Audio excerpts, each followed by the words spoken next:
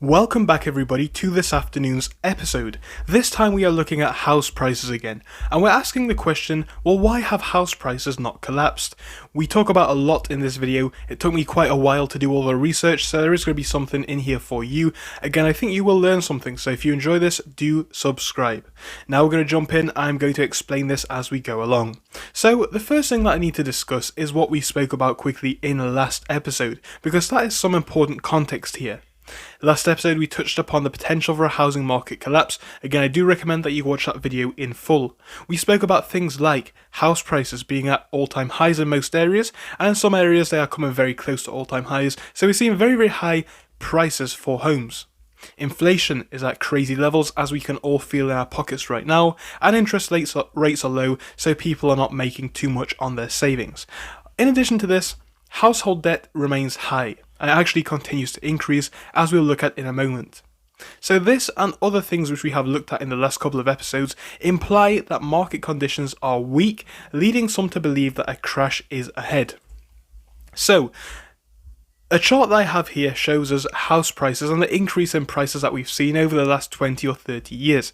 Now, what we're looking at here is house prices in real terms. So we can look at the historical price movement of property market to compare and contrast to what we are seeing today, although it is key to look at real terms, rises. And these are rises accounted for and adjusting to inflation. So I've highlighted a box here, which is of course the financial crash from about 2007 to about 2009. Now, this is going to be key in a moment, but we can see how steep this drop is, and we can obviously see that it took us a long time to see growth at the levels that we have seen, before 2009. It took us a long time to rise to that point again when it comes to the increases in house prices, but also in the actual prices for homes. So again, we saw them at very high levels. They're coming back to that right now. Now, one thing which is very different to what we are seeing, again, pre-2007, in contrast to what we are seeing now, you can see from the mid-90s we saw that steady increase in house prices, and of course in the increase in value of homes. Now, coming to where we are now, coming into 2020, but more specifically 21, 22, well, they are rocketing when it comes to value. Again, something not similar to what we have seen for some time. If anything, the more similar period that we can see is around here, where we saw a drastic increase, and again from that point we did see a cool off in the market. Now again, we are sat at a much higher point even from there right now, so the question is, how far do we drop when this growth inevitably slows down? Now we'll look at that in a moment, but a few things, like I said, that we can take from this chart. Well, we've seen a big run which lasted for a very long time. We can see property prices increase and growth continues to remain high, again higher than the previous crash. Now, combining this with other key data such as the fixed mortgage rates that we are seeing at the moment, again we spoke about that in the last episode, and also combining it with the situations in the wider economy, there's going to inevitably be a crunch point at some point. So let's have a look at recent months. Now this is first in the housing market. Home prices rose by 10.8% in July. This is marking 125 consecutive months of year-over-year increase. Now have a look at this chart here. 2021 coming into 2022, again that's from the July in 21 to January 22, prices were on the down.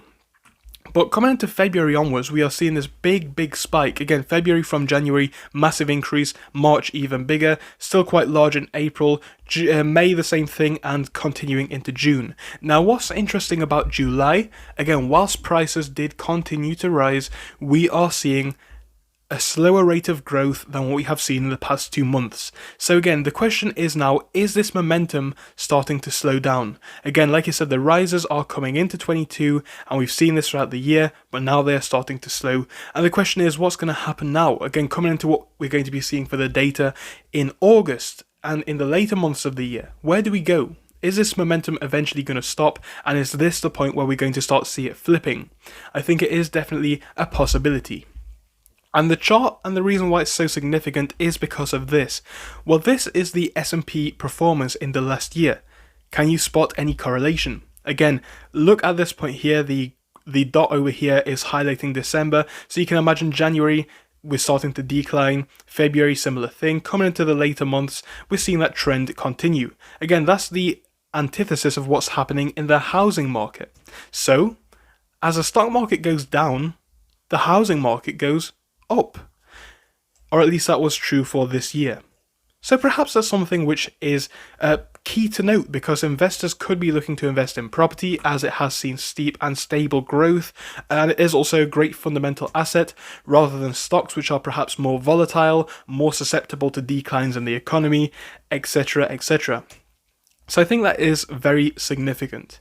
And to add this all up, with inflation rates soaring as they are right now, and the stock market already crashing, what is the ostensible, meaning the way which appears to be the quickest, to wealth? Well, to have a look at the key data and the indicators is going to give us a bit more of a clear idea than just listening to pure theory. Let's apply some logic and make choices based on reputable info. There are many ways that we can analyze the market and take a logical view at the real market conditions. So again, each YouTuber, each analyst is going to look at this differently, but here are a few of the things which I am looking at. So the first thing that I'm looking at is the household debt figures. Again, comparing these to 2008 and now, we're seeing a similar trend, increases. Again, the household debt at the minute, 16.15 trillion, that's an increase of 312 billion, that's 2%. And balances now stand 2 trillion higher than they did at the end of 2019 before the COVID pandemic. And again, we're seeing similar things when it comes to mortgages and of course credit cards as well, but this is just the generalized household debt. So that's definitely one thing that I'm looking at to see where it goes in the near future. Now, it's very key to also look at the stock market in the last month or so, because we have seen quite a big rally. But this is the S&P in the past year. The general market trend, while still being quite strong over the past month, we are still seeing that we are quite a long way away from the all-time highs, or at least the one-year highs that we have seen on a lot of the major indices. So I think it's too soon to call this a bull run, especially with us starting to head back down. It's very possible that this could just be a bullish run in an overall bearish market cycle. We've seen this before in economic trends, and again, economic trends tend to affect the housing market because a lot of people have mortgages, and again, if people have mortgages, they rely on their jobs, and with the economy in a downtrend, well, companies are already starting to lay off employees. What happens when employees get laid off? They can't afford to pay their mortgages, and what happens when they when they can't pay their mortgages? Well, you see how this can all add up. So that's one thing which is very key, and one thing which I'm definitely looking at. So keep an eye on the economy. That's one thing which I have my eyes on. Now, in summary, and this is where we get the majority of our key information here, most people's most valuable asset is inevitably going to be their homes. When house prices rise, people make passive wealth. When house prices fall, the opposite of that happens. When house prices rise much faster than inflation, people will be tempted to borrow against the value of their home, because people have this belief that the value of a home is certain, it cannot go down, when of course it is just as susceptible to market forces as any other asset. And again, that is where we have people drawing out home equity loans, going back to the point which I made just a moment ago about debt. Again, loaning money against the house, potentially adding debt. So, when house prices decline, we can expect people to become more cautious, not willing to spend against the reduced value of their home.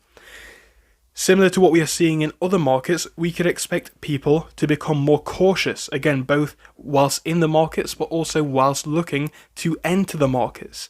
So something that we could be looking to see in the future does all revolve around, again, the situation which I have highlighted here. What we see in the economy, whether we see inflation continue to rise, meaning that people have less real terms income to spend. But I do think, looking at the chart right now, we're at a point where the price, looking at the charts alone, the increases that we're seeing is very, very bullish. However, looking at the fundamentals of the market right now, we're looking at a potential recession scenario. We're looking at a situation where household debt is at highs. We're looking at a position where people are being laid off from good paying jobs, which is going to have an impact on the ability of people to pay their mortgages. I think all of this is putting us in a position where, whilst house prices continue to rise much steeper than people's actual real terms income, the question is, where do we go? And again, this is just my theory based on what I am seeing. Other people will have different opinions, but if you do understand where I'm coming from, do make sure to hit this video with a like and subscribe. Again, do watch the last one if you can, because you will get a bit more context. I try to make these videos around 10 minutes, so again, if we didn't cover everything that you wanted to know in this video, we will certainly be doing more in future episodes, so come back and join us for the next one. Thank you all so much for spending your time with us here. Hope you all have a wonderful day. Goodbye.